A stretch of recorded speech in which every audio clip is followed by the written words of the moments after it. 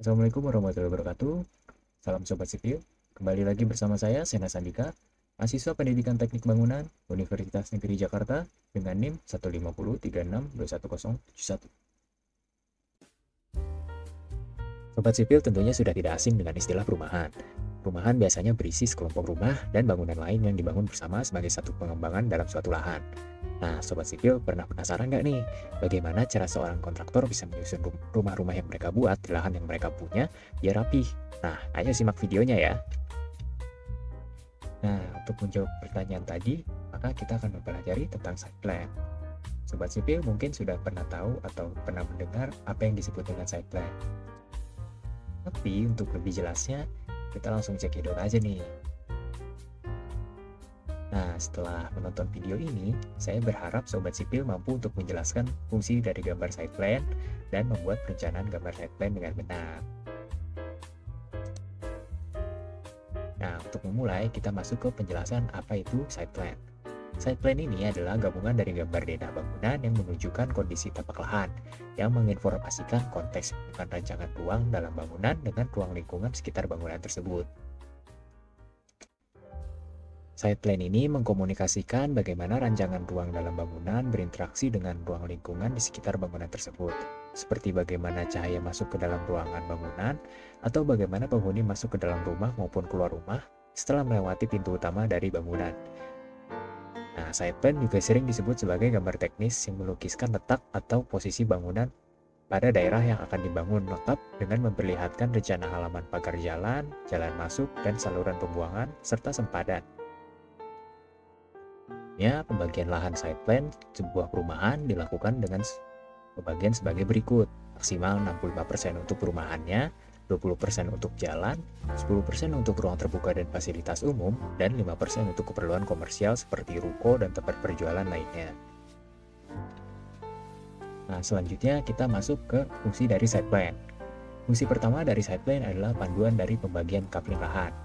Yang kita tahu, dalam membangun suatu bangunan diperlukan perencanaan yang sudah dipikirkan dengan matang agar ketika eksekusi dalam pembangunan kita dapat meminimalisir kesalahan yang terjadi. Dengan adanya panduan dari site plan, semua pembuatan kafling dilakukan secara permanen tanpa perlu khawatir adanya human error di lapangan. Dengan demikian, bangunan yang diwujudkan dalam proses pembangunan akan sama persis dengan perencanaan yang diinginkan. Lanjut ke fungsi kedua dari site plan, yaitu sebagai rumusan dalam rencana pembangunan.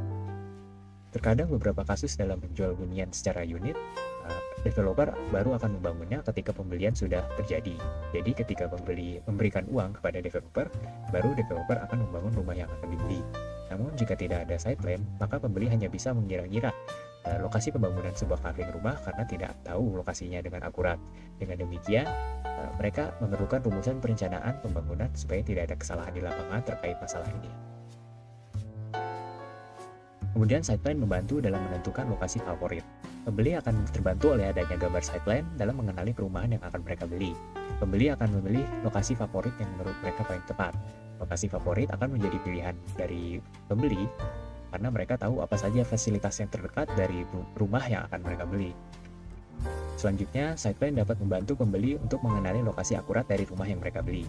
Kadang dengan bentuk dan warna rumah yang serupa, suatu unit dalam perumahan dapat sulit dibedakan. Keadaan lingkungan adalah satu-satunya pengenal yang mereka dapat terjemahkan kepada orang lain. Dengan demikian dapat disimpulkan bahwa site plan dapat memudahkan pembaca gambar untuk membayangkan posisi bangunan atau rumah yang dibuat berdasarkan keadaan di lingkungan sekitarnya. Misalnya si pemilik rumah ingin menjelaskan di mana unit rumahnya terletak. Dengan mengacu pada gambar site plan, si pemilik rumah dapat menjelaskan kepada orang lain bahwa rumahnya terletak di samping taman. Dengan begitu unitnya akan dapat dengan mudah ditemukan.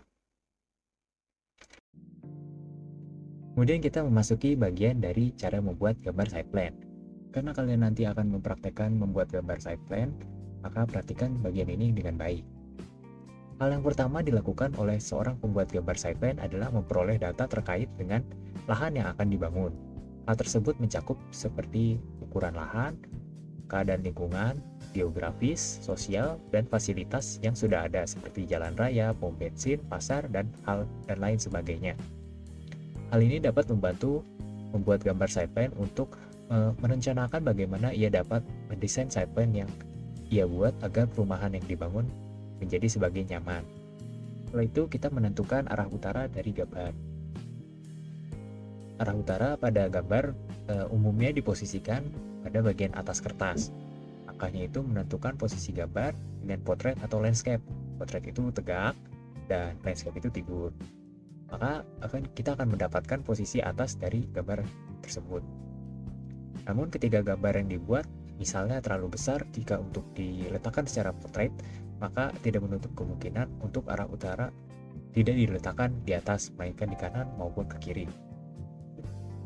Kemudian kita menentukan skala penggambaran. Umumnya gambar site plan menggunakan skala 1:200, 1:500, maupun 1:1000, atau seterusnya tergantung kondisi dari lahan yang ingin digambar. Semakin besar skala yang digunakan, maka semakin kecil gambar yang dihasilkan.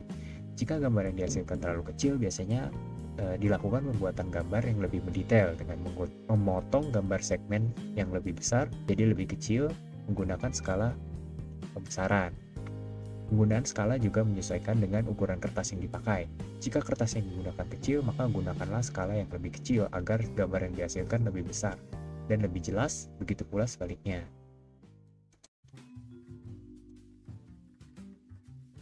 Nah, tadi kan kita sudah tahu nih bagaimana cara membuat gambar site plan di kertas. Nah, sekarang kita masuk ke perencanaan dalam pembuatan gambar site plan itu sendiri.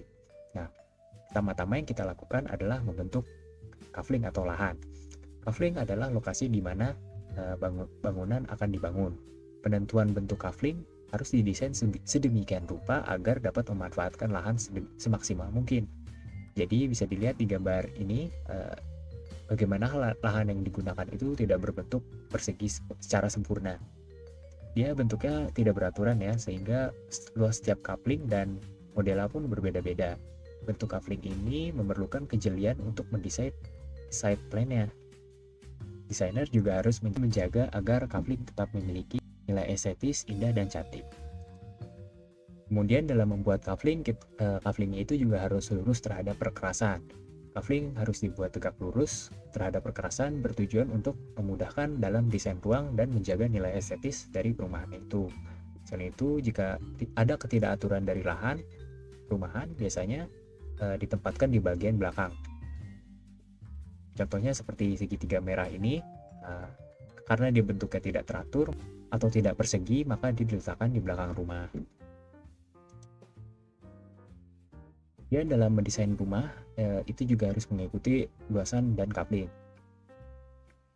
Selain tentunya mengikuti keinginan dari owner, rumah yang diletakkan dalam perumahan yang akan dibangun harus didesain untuk mengikuti bentuk dan luasan kafling, karena jika memaksakan bentuk sisi segi 4, maka akan mengurangi efektivitas lahan yang digunakan. Hal ini juga akan meminimalkan tanah yang terbuang secara percuma. Umumnya bangunan pada kafling tidak beraturan membutuhkan pekerjaan yang ekstra ketika membangun kesikuan bangunan. Nah, yang terakhir dalam merencanakan site plan, kita harus menyisakan lahan terbuka hijau. Sisakan lahan sebagai ruang terbuka hijau agar memberikan kenyamanan bagi penghuni. Ruang terbuka juga mendukung jarak pandang pengguna jalan, memberikan kesan luas bagi penghuni dan memberikan cahaya untuk menerangi bangunan. Nah, jadi dengan adanya ruang terbuka hijau, pengguna jalan juga dapat melihat dengan bebas kondisi jalan yang dipakai. Selain itu, dengan adanya ruang terbuka hijau, penghuni juga dapat merasakan kesan bahwa lingkungan di sekitar rumahnya itu luas ketika melihat keluar jendela dan memudahkan cahaya masuk ke dalam rumahnya, karena tidak terhalang oleh objek-objek yang menutupi sumber cahaya. Jadi gimana Sobat Sipil, sudah mengerti kan tentang apa itu site plan dan bagaimana cara membuatnya?